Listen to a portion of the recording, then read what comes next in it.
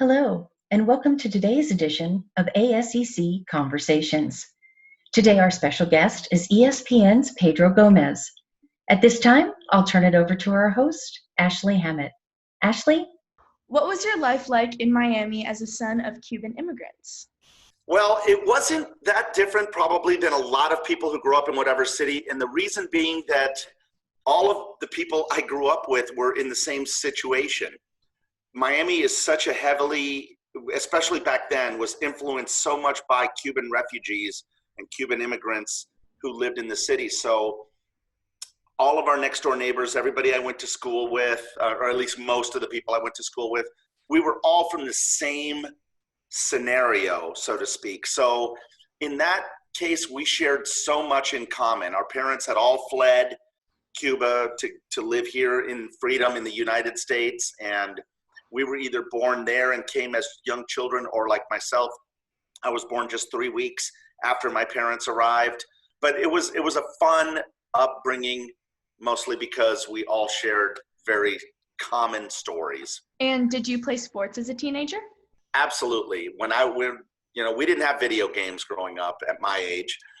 So we were out in the street, we were at parks, we were in fields playing whatever sport, playing American football, which our parents had zero idea what that game was. They used to call it El Juego de los Golpes, which literally means the game of pounding, basically, because all they would see is they're just hitting each other.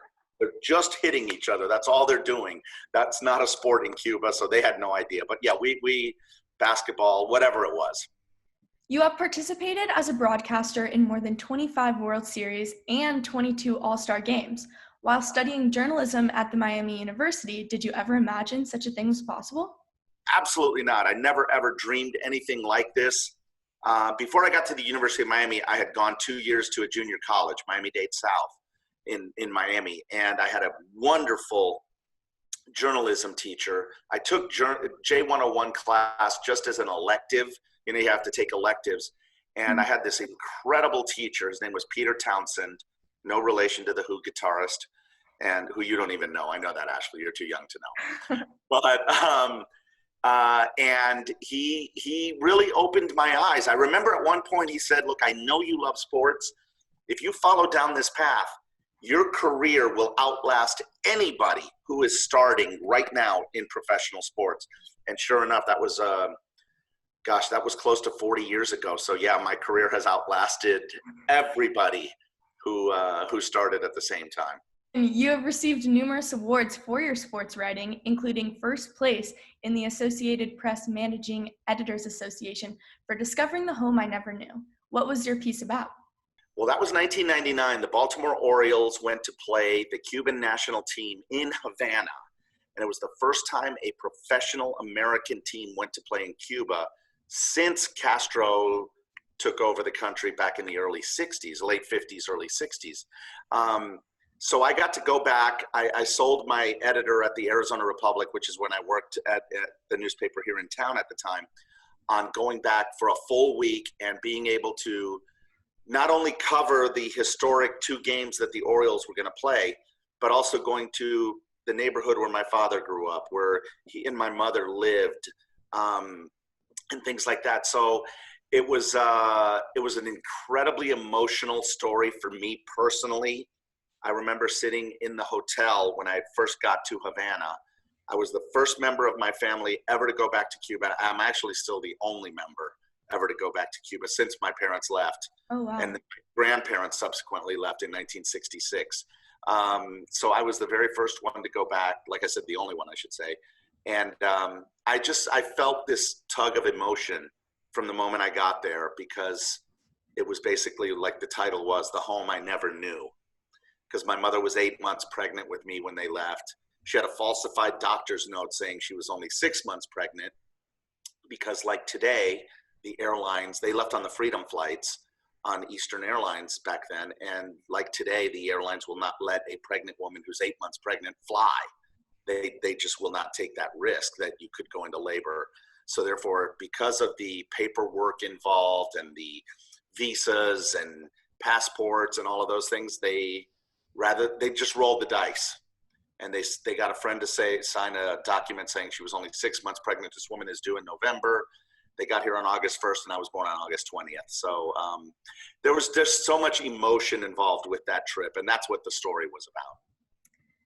And then, are you ever nervous when you're broadcasting live to such a huge television audience? It's funny. I absolutely was in the beginning. I've been at ESPN 17 years. So in the beginning, you do start to think, oh, my Lord, there could be 5 million people watching me right now. And that is that's quite intimidating. Subsequently, though, you do lose that, and you just realize that, okay, I'm just doing a job. My job is to inform however many people are out there, whether it's 1 or 5 million, whatever it is.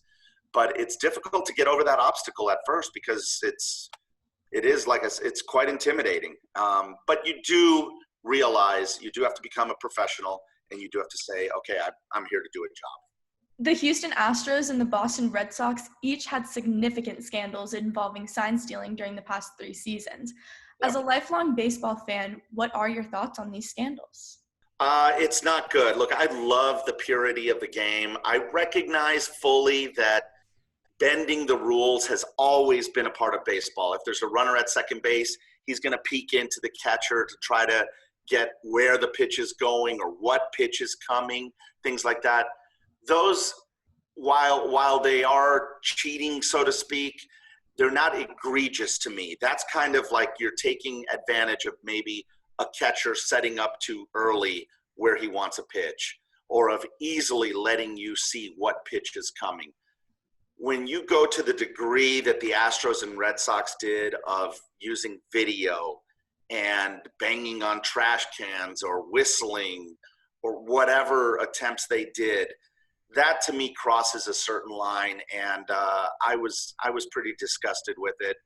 And I'm glad to see the reaction that baseball in general has had against that sort of behavior, because I think you really have to police yourselves. It's kind of like a manager can come in and dictate or try to dictate to a club what he wants, but truly the players on that team police themselves. And I feel like in this case, the players are going to almost insist nothing like this ever happens again. You're a member of the Baseball Writers Association and participate in Hall of Fame voting. What are your thoughts regarding Hall of Fame votes for those athletes who have confessed or are suspected of using performance-enhancing drugs?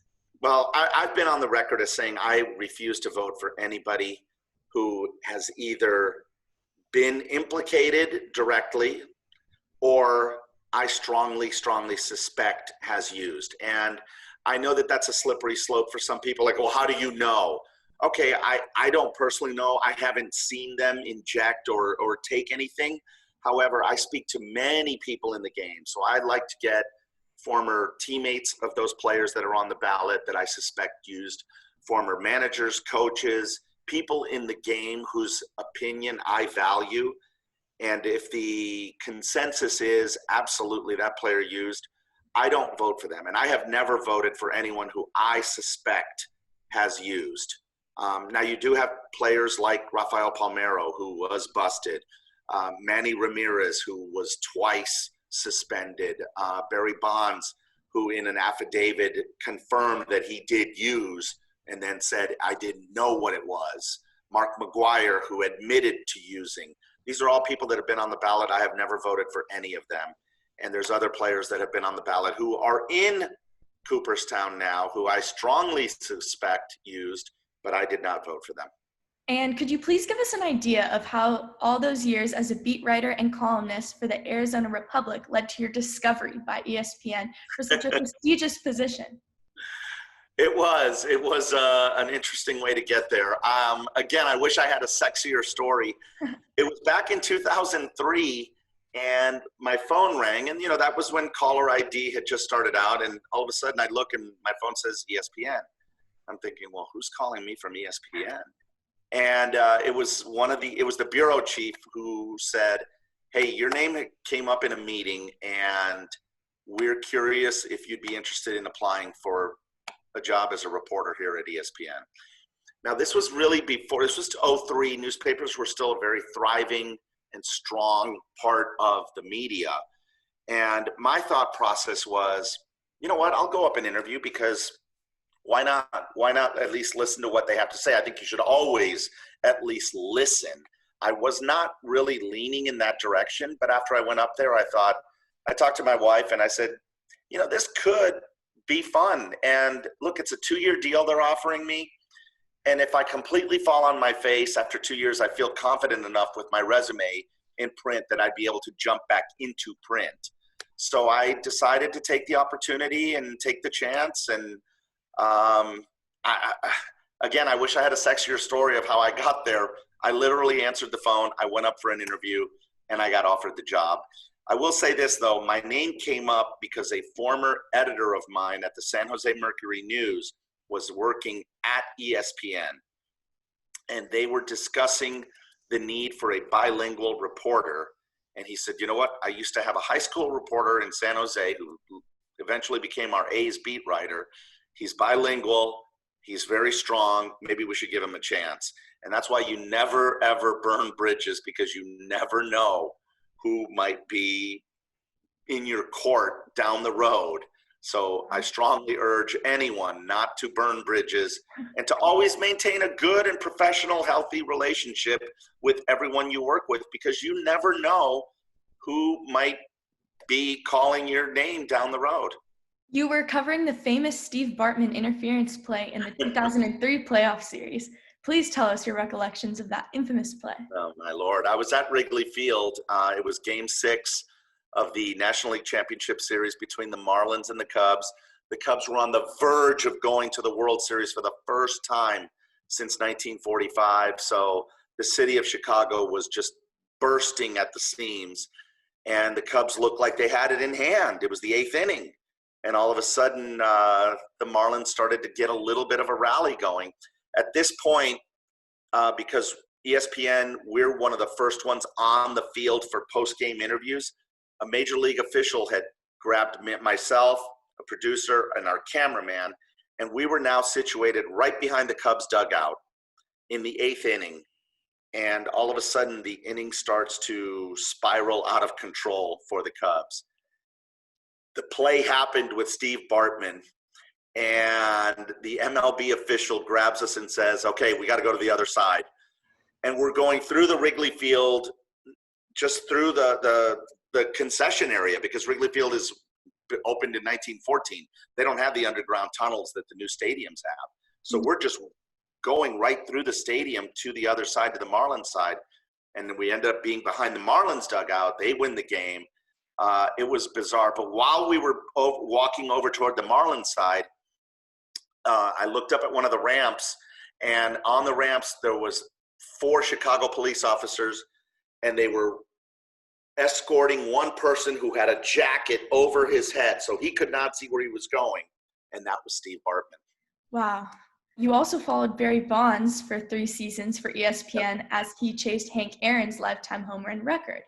What are your thoughts on Bonds, his achievements, and his continued controversy? Well, I think that they're self-inflicted. I think Bonds has put himself in a position. It didn't have to be this way. It did not have to be an adversarial relationship with the press. It was something that he chose. There's plenty of players in the game who do not choose that avenue, but Bonds felt like that's how he wanted to be. So I feel like that has tarnished considerably everything that he has accomplished. And obviously the PED use, like I said, he, in a deposition, a sworn deposition, did say, I did use the cream and the clear, but I didn't know what they were. And, you know, to a lot of people, a well-conditioned athlete like that, just admitting that he did something, but not knowing, I don't know how many top-level athletes just say, okay, I'll take that. I'll drink whatever you're giving me. I'll put that under my tongue, whatever it is, without asking what exactly is this. I don't know how believable that is. And certainly the general public outside of the Bay Area has a lot of trouble accepting that he is ahead of Hank Aaron. So what did you personally do through Arizona quarantine? Were you still working? I have. I've actually been placed on an ESPN investigative unit where we're doing stories on how baseball can return from quarantine, from COVID-19, what it will look like once it starts, things like that. But it was slow for a while until I was placed on these units. It's probably like what a lot of people have been doing, a lot of home projects. My wife comes home with a new project and it's like, oh God, now what are we doing? Making a garden, making all sorts of things. But it's been interesting. I mean, we've been able to reconnect quite a bit because I do travel quite a bit because of my job. Speaking about coming out of quarantine, do you know what the season will look like, and how do you think people will react to watching the games on TV with no fans in the stands? Well, I don't have any inside knowledge. They're still discussing which way MLB can go. I think their plan A would be for all the clubs to play their games at home, but have a 3-division alignment where it's AL East and NL East, AL Central, NL West, AL West. And those 10 teams in each region would just kind of be lumped together. That's their pie in the sky hope. I don't know if that's realistic because you're talking about 28 different municipalities having to agree to have home games because New York and Chicago each share. They have 2 teams each. That's why it's 28 out of 30 clubs. So that's going to be difficult. Toronto also is a foreign country. In Canada they play, so they're not going to be allowed to play in Canada because Canada has a 14-day quarantine rule for anybody that crosses the border.